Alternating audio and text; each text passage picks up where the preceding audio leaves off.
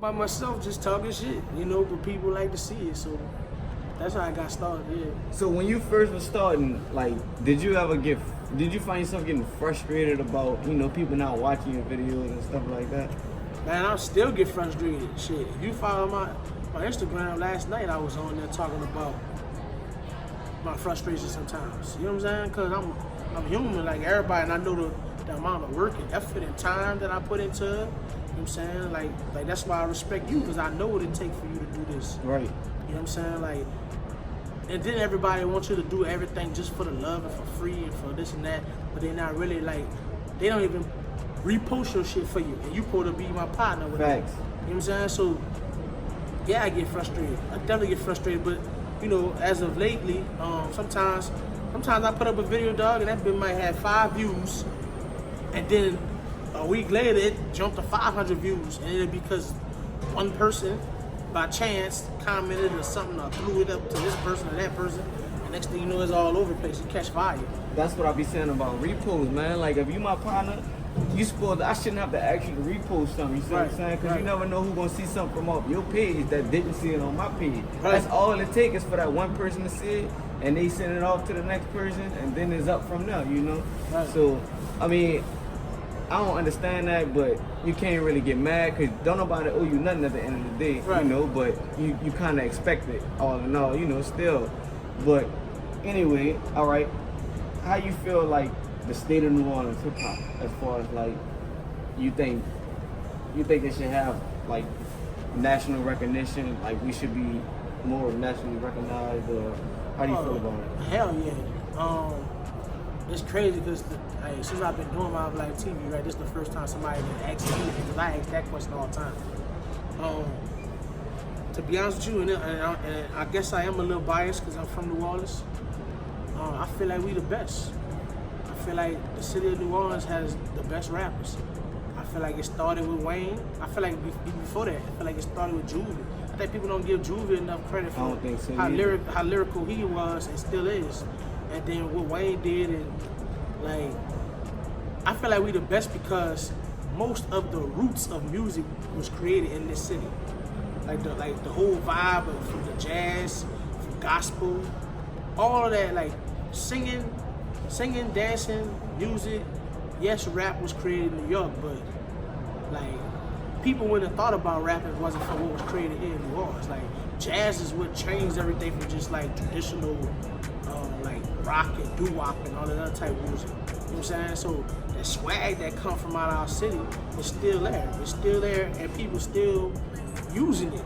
Thanks. People using it Thanks. all the time. Like I look at people like look, I was listening to the new DJ Khaled earlier before I came over here, and on that song Big Boy with Jeezy and Ross. What Ross said in the record, he said that something about I'm always hold it down and bail out all my wounds. Like, come on, bro. Like, it's all through the music, bro. And this is another thing I'm gonna say on camera. I've never seen anybody from New Orleans make a song who was paying homage to another city. Never. But they gotta pay homage to us. They pay homage to us all the time. Look at Atlanta music. How often they just shot us out and wanted to jump on a bounce beat, or jump on a Manny Fresh beat, or jump on something and be like, man, I'm rocking New Orleans. But it's time when the Saints Falcons time, they act like they don't know us. Right. That's facts. You know what I'm saying? Nah, that's facts. But I never looked at it like that. I have never seen no musical artist from New Orleans make a song where it's showing love to another city. And I'm not saying we don't got love for other cities, we do. You know what I'm saying? No doubt, I know we do. Like, Nah, remember Wayne Can't Feel My Face when he moved to Atlanta after Katrina, he was paying homage to New York, but other than that. Yeah. A lot of times I see the thing about New York, man. New York, because we a hell of a city too. We definitely a hell of a city. And like I said, I'm from here, so I'm gonna say we number one. But man, New York is a whole nother ball game. You just talking about what it affect as far as you got the Dow Jones and like our money economy of the world comes out of New York. So you gotta always, you know what I'm saying?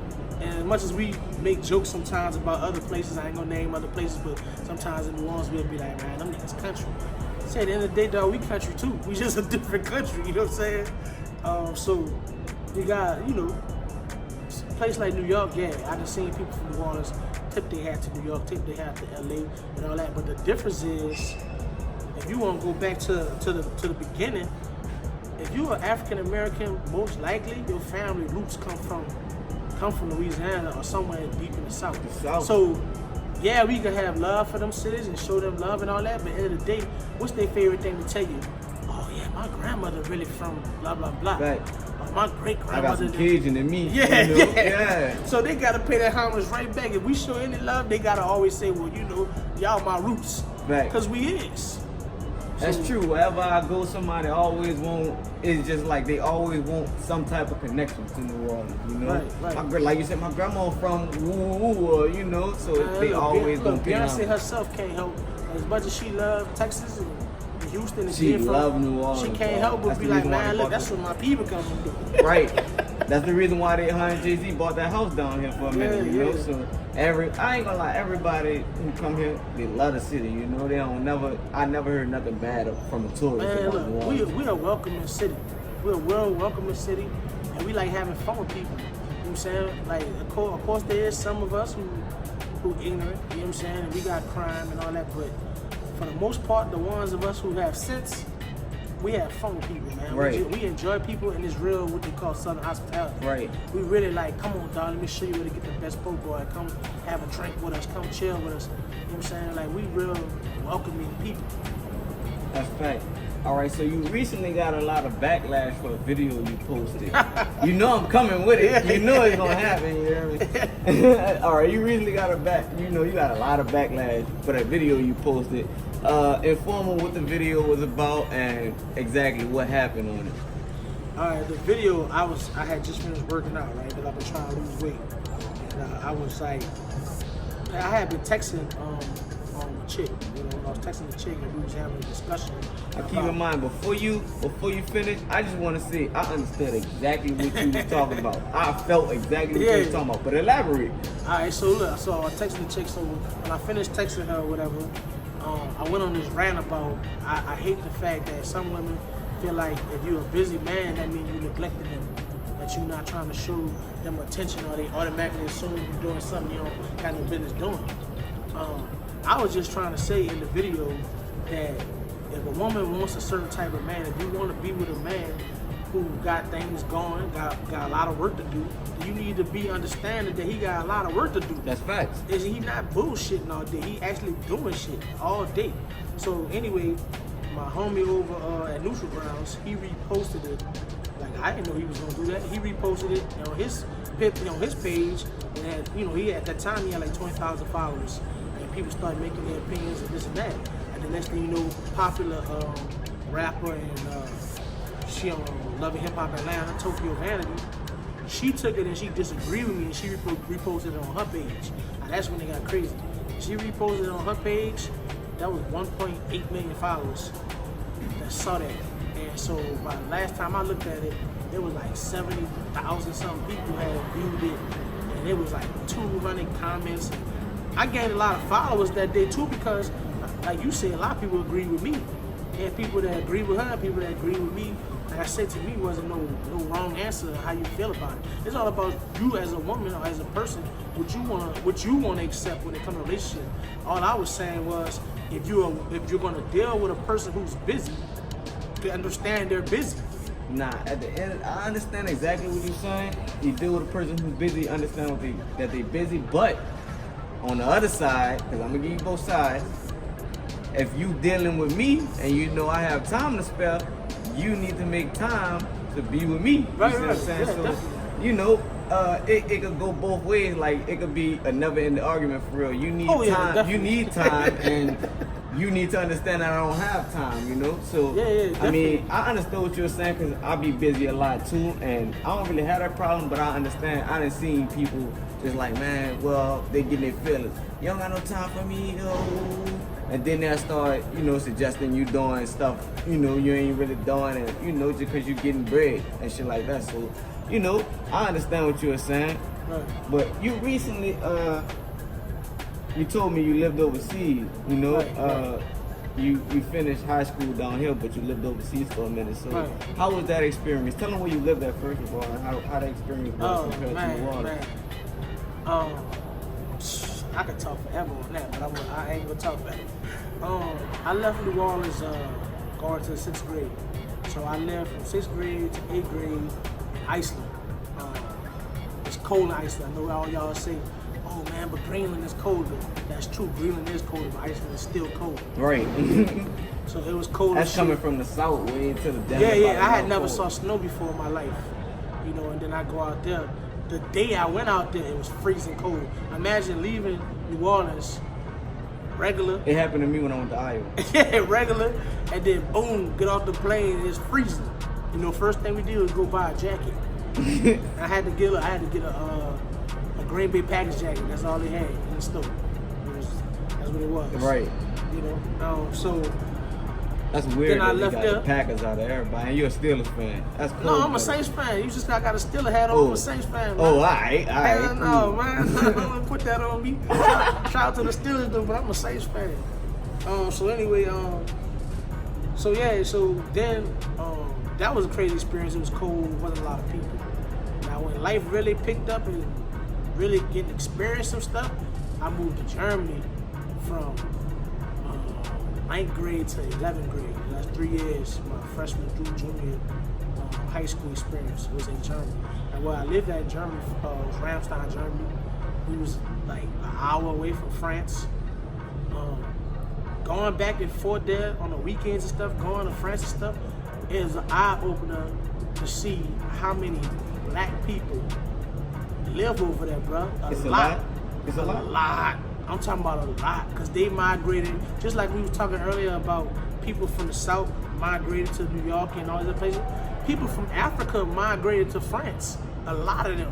I never knew that. And they're you know, once upon a time they had a lot of French colonies too, so they could actually get over there with no problem. So I never thought about that, but that's crazy. And they dress just like us, act just like us, and they fluently speak English. So you'll be talking to them, and then they'll turn to their pilot and start talking in French. And then turn right back to you and start talking. See, bro, I don't like that English. though. That's like when you've been Chinese. But at the same time, you in their country, so you can't tell them don't talk their language. Right, but I mean, you know, in the Chinese place, like if they look like you didn't blow them, then they go start talking. The Arabs too, and they go start talking to their partners, and she be like, "Nah, dog, I know you're talking about me." I've had conversations with people from overseas, and you know they feel that way about us. They feel like we had to learn y'all shit, but you don't care to learn ours. You get what I'm saying? That's understandable. I never thought about it like that, but I get it. So they like, you know, you can't get mad at me because I talk multiple languages. A lot of them speak like 5 languages. And I mean, not New Orleans. The United States is like probably the only country that don't speak multiple languages like that. Everybody they lazy too. Like, you know, you used to have to learn Spanish or French in high school. Yeah. A lot of people like, man, I ain't gonna never use that. I don't care about that. But everywhere else, they learning them languages. Right, you know? right. Because man, when I lived over there, man, you would meet kids that were like 6 years old that spoke 4 languages already. Man, that's crazy. Like 6, 7 years old. I'd have felt like they were smarter than me, for real. I mean, technically. Right. Because if you can speak the 4 languages, you can say anything you want to in 4 different ways, and I can't tell you nothing. Hey, I'm gonna tell you something funny. A lot of people might not know about Kobe. Kobe speaks 5 languages. Kobe not from the United States. He was a military brat too. He lived over in Italy for a little bit. Yeah. Kobe spoke 5 different languages, so there would be times when Kobe would be on the court, right? He talking English to you, but then he started talking to Tony Parker in French. Then he talked to Paul Gasol in another language. Then he talked to another person in another language. You know what I'm saying? I done talk to my teammate and talk trash to you in another language, and referee don't know what I'm saying. Right. That's crazy. I ain't even know Kobe spoke all them languages, he spoke 5 languages, and he still do. I mean, now that right there, I ain't gonna lie, I do have a loyalty to the Lakers. Like I said, I'm a Saints fan, but when it comes to basketball, I'm a Lakers fan. With no offense to my Pelicans that's across the street right now from where we at, but I'm a Lakers fan. You don't think you could ever find yourself being a Pelicans fan? I always want to see my city do good. I tell anybody that. I always want to see my city do good. Like, but I ain't gonna lie to you. At the same time, if it's Pelicans and Lakers in Western Conference Finals, I'm going for the Lakers. But if I lose, I'm not mad. Right. I'm mad if I lose to anybody else. But if I lose to my city, I'm okay with that. That's how I feel too. Once upon a time, I was a Carmelo Anthony fan. So, like, if the Knicks and the Pelicans play, I go to that game. I'd be like, shit, I just want Melo the ball. As long as Melo ball, if the Pelicans win, I'm good with that. Like, I ain't mad either way it goes. Right. Yeah, bro. So, what you think the difference is between, like culture-wise, between New Orleans and a foreign city? Oh, man. But, like, you said you used to go, what part of France you used to go to? Paris. Okay, Paris. yeah, so you went to France. Yeah.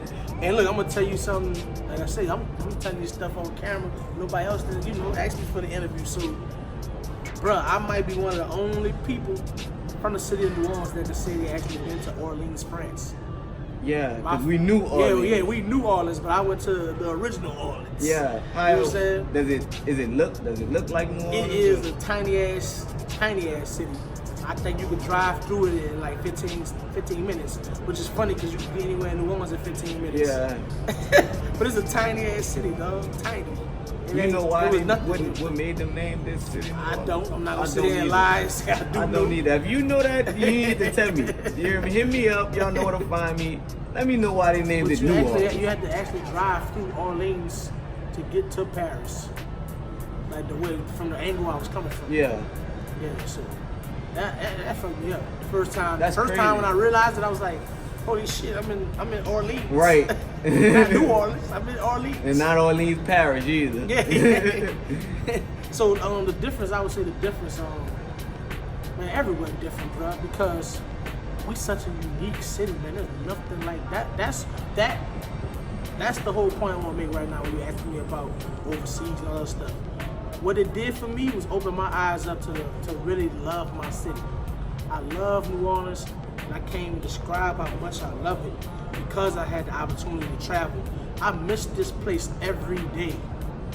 When people talk shit about New Orleans and be like, I hate this or I hate that, yeah, I gotta love, hate too for the city, and that's with anything. You know what I'm saying?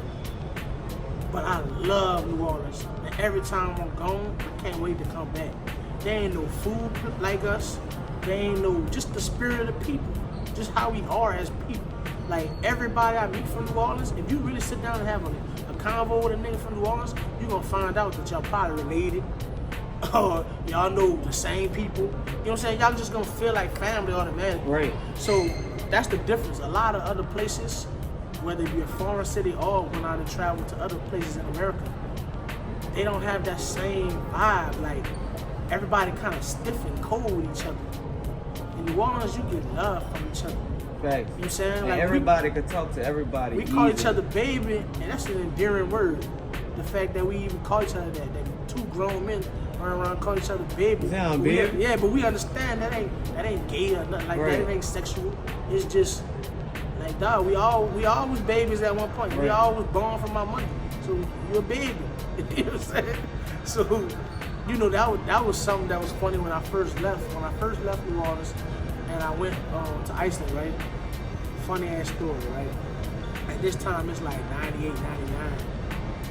And I had the Guerrilla Warfare album, Hot Boys. It was in my CD player.